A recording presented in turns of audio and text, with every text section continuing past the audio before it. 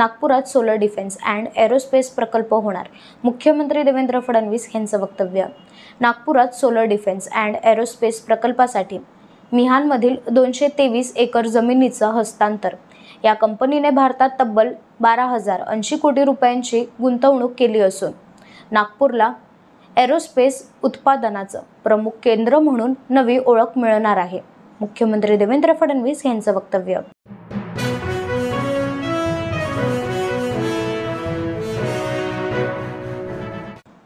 एका जरी कार्यकर्त्याने बेईमानी केली तर याद राखा.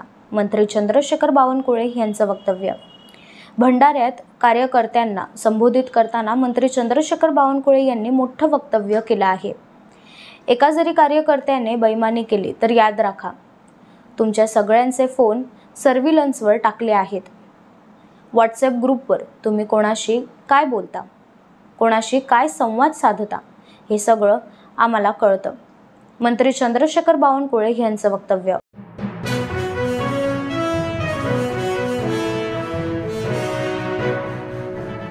सत्तावीस तारखेला ठाकरेंच्या शिवसेनेच्या निर्धार मेळाव्यात मतदार याद्यांमधील घोटाळ्याचा पर्दाफाश करणार.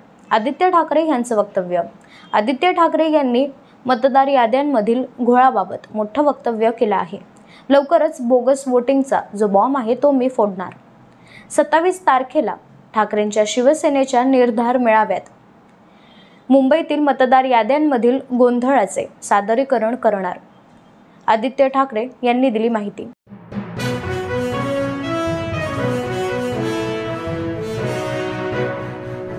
बावनकुळेंना अटक करून चौकशी करा. खासदार संजय राऊत यांचं वक्तव्य. मंत्री चंद्रशेखर बावनकुळे यांनी सर्व कार्यकर्त्यांचे फोन सर्व्हिलन्सवर असल्याचे सांगितले. यावर विरोधी पक्षाकडून प्रतिक्रिया समोर येत आहे.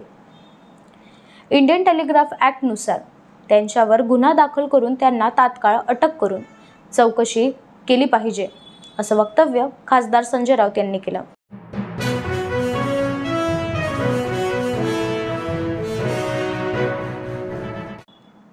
जाहिरात क्षेत्रातील गुरु पियुष पांडे यांचे शुक्रवारी निधन झाले. त्यांनी वयाच्या 70व्या वर्षी मुंबईत अखेरचा श्वास घेतला.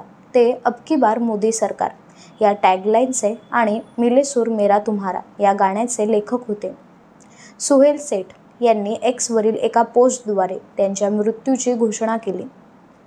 आज शुक्रवारी सकाळी 11 वाजता मुंबईत अंत्यसंस्कार केले.